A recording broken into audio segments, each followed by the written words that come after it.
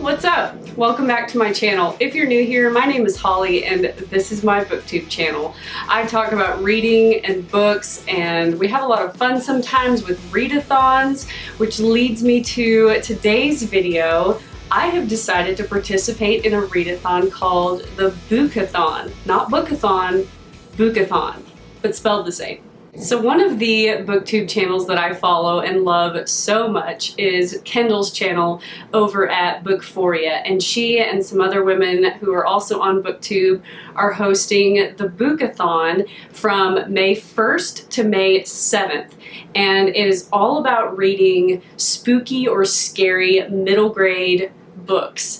And middle grade is not something that I find myself reading very often, but I thought, you know what, this will be a good way to get out of my comfort zone a little bit. It's still kind of spooky, scary books, which is something I love, and I know that spooky middle grade books were some of my absolute favorites as a kid. The author Mary Downing Hahn and her book Wait Till Helen Comes scared the crap out of me as a kid, and I loved it. And so I thought, you know what, this will be great to kind of test out some of the middle grade books that are out now and see what I think of them and see if any of them can actually scare me. So I'm going to show y'all what the prompts are and what books I have selected to fill those prompts. So the prompts are, number one, to read a book with a cat on the cover. So find a spooky middle grade book that has a cat on the cover. Pretty simple. Number two is to find a spooky middle grade book about something that scares you. So that's a wide variety of things depending on what you're frightened by. And number three is to find a spooky middle grade book that takes place at like an amusement park or a camp, like summer camp or camping, something like that. So for the first prompt, find a spooky middle grade book with a cat on the cover, I chose The 13th Cat by Mary Downing Hahn. Like I just mentioned, Mary Downing Hahn was one of my absolute favorite authors as a kid, and I saw that she came out with this book in 2021, I believe, and it's absolutely got a cat on the cover. So the synopsis of this book says that Zoe loves spending the summer with Aunt Alice, and her aunt's new house is the perfect place to cozy up with a good book. But she's unnerved by the overgrown forest and rundown house next door, which is creepy even in the daytime and full of eerie sounds at night. Worse, there are rumors in town that their neighbor is a malicious witch, and Zoe can't deny that the wild black cats who make their home on her property seem to be watching her. After a terrifying encounter with a mean old woman who claims to be their owner, Zoe realizes there's more to the cats than meets the eye. But little does she know that the closer she comes to discovering their secret, the more danger she's in.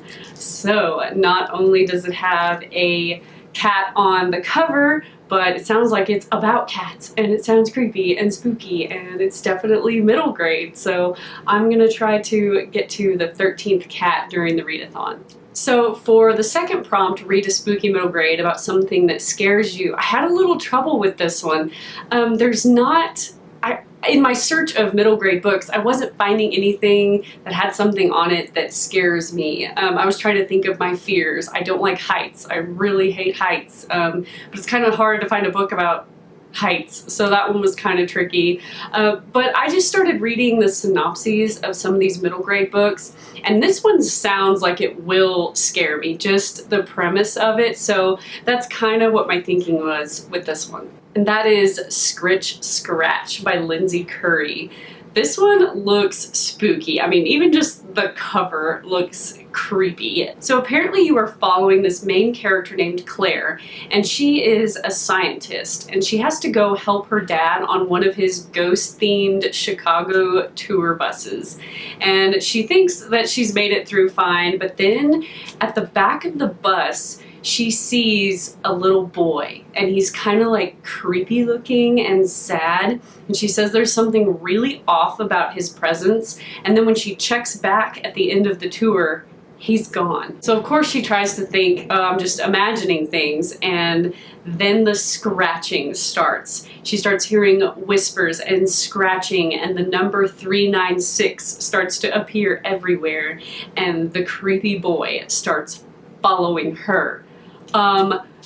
creepy children, no thank you. That is the scariest thing in horror movies, is when a creepy child just is standing there or pops out at you. Like, there's something about like haunted children that is just so wrong and so scary that I thought this would be perfect to fill prompt number 2, something that scares me. And for the last prompt number 3, read a spooky middle grade that takes place at an amusement park or a camp. I've got 2 options for this because I just couldn't pick.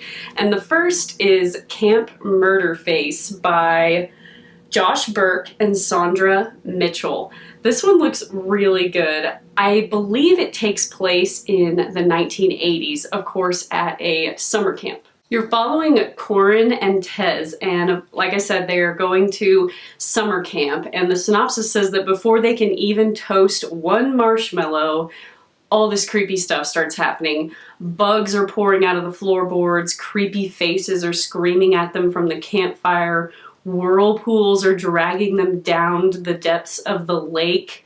I mean, it just sounds horrifying, and they've got to try to survive the summer. And honestly, this one could probably even double as something that scares me, because if something is pulling them down into the depths of the lake, absolutely not. No thank you. I have a horrible fear of drowning, which is completely irrational because I was a competitive swimmer pretty much all my life. If anyone's not gonna drown, it's probably me.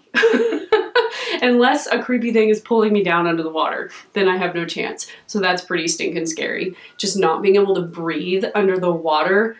Oh my gosh. Any book where someone isn't able to breathe is so stinking scary. So I'm definitely here for this one. It takes place in the 1980s. I love a good horror story in the 80s, and it sounds really creepy. I love the summer camp vibes, and I cannot wait to get to Camp Murderface. And I apologize if y'all just heard those ambulance sirens. Hopefully it didn't take over my voice or drown me out in any way, but let's move on. And the second book that I thought might fill the scary amusement park or summer camp vibe is Wretched Water Park. This is part of the Sinister Summer series. This is book number 1 by Kirsten White. I think book number 3 just came out recently, and it's about, I think it's about another summer camp, but because I haven't read the first one, I'd rather start with this one, and it fits the amusement park theme really well. So it sounds like you're following a group of siblings. You have Theo and Alexander. Theo is a female, actually, and her twin brother, Alexander, and their older sister, Will. They are stuck for the summer with their aunt, and this aunt is kind of clueless as far as children. She doesn't know how to use a smartphone. She doesn't know how often children have to eat, and she just is kind of clueless. Then this aunt suggests that they go to a water park, and of course the kids are like, yeah, sign us up. And the water slides look like gargoyle tongues, and the employees wear creepy black dresses and deliver ominous messages.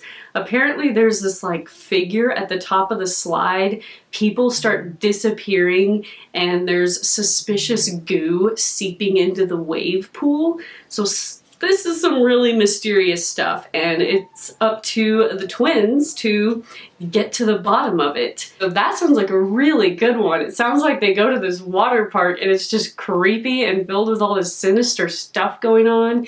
And I love the sibling dynamic, especially the fraternal boy and girl twins with an older sister, because that is the exact dynamic of my siblings and I. I'm the eldest sister, and my siblings are younger than me, and they are boy and girl twins. So I love when a book is something that you can relate to from your personal life that sometimes makes it even scarier because you can more vividly imagine it happening to you. So that one fits the amusement park vibe, and I can't wait to get to it. That is Wretched Water Park by Kirsten White. And lastly, the Readathon or Bookathon, they are doing a buddy read for the Readathon. So you can, it's optional, but you can choose to read another book with everybody else. And y'all may have remembered just a moment ago when I mentioned Scritch Scratch by Lindsay Curry. The buddy read is actually going to be a book also by Lindsay Curry called What Lives in the Woods. So I don't have that book yet here with me because it was checked out at my library, but I plan to get my hands on it as soon as I can. So I'm kind of looking at the synopsis on my phone until then. So you're following the main character named Jenny, and it takes place in the summertime, and all she wants to do is to sleep, go to this mystery workshop, and spend time with her best friend. But her father is a restoration expert, and so they take a month-long trip to Michigan, and they're staying in this hotel mansion type of place, and I guess it's something that he's looking at, her dad is looking at restoring, and it's surrounded by this dense forest, and the whole place is called Woodmore Manor. But it says, unfortunately, the mansion has a lot more problems than just peeling wallpaper. Locals claim that the surrounding woods are inhabited by mutated creatures with glowing eyes. And apparently campers routinely disappear in the woods, never to be seen again. And Jenny says she can't shake the feeling that there is something darker, some other story that hasn't been told. And it says, when the creaky floors and shadowy corners of the mansion seem to take on a life of their own, Jenny uncovers the wildest mystery of all. There's more than one legend roaming Saugatuck, Michigan, and they definitely aren't after campers. It's after her. That sounds creepy. And if you're from that place in Michigan that I just butchered the name of, I apologize. R.L. Stine, the man that wrote Goosebumps, if you're a 90s kid and you loved Goosebumps like I did, he even did a blurb on this book. He says, this is a teeth-chattering, eyes-bulging, shuddering and shaking, chills at the back of your neck ghost story. I loved it. So, getting high praise from the author of the Goosebumps book has to mean something. I can't wait to get to that one. I've got 4, possibly 5 with the buddy read books to try to get through in a week. Again, that's happening May 1st through May 7th. If you want some more information on it, Kendall with Bookphoria and Keisha with A Book Like You are 2 of the hosts, and I think there might be a 3rd host, but I'm blanking on it at the moment. But they will definitely have more information, and you can even join the Discord. I think that they have the graphics and everything that I've shared in this video on the screen that you can use for your own channels or your own Instagrams. And if you'd like to join and read some scary, spooky middle grade books, go grab some and join the Readathon. I think it's going to be a lot of fun. These women are incredible. I love their channels if you haven't already checked them out. They read a variety of books, and I'm anxious to try out middle grade books. I haven't read middle grade books other than Harry Potter in a very long time, so I'm excited to switch things up a little bit, get out of my comfort zone. All of these should be really easy reads. I think the AR reading level on all of them is like 4th or 5th grade, so shouldn't be too hard to get through 4, possibly 5 books during the week, and I'm excited. Let me know if you all are participating in the Bookathon, Readathon, and until then, I will see y'all in my next video. Bye y'all.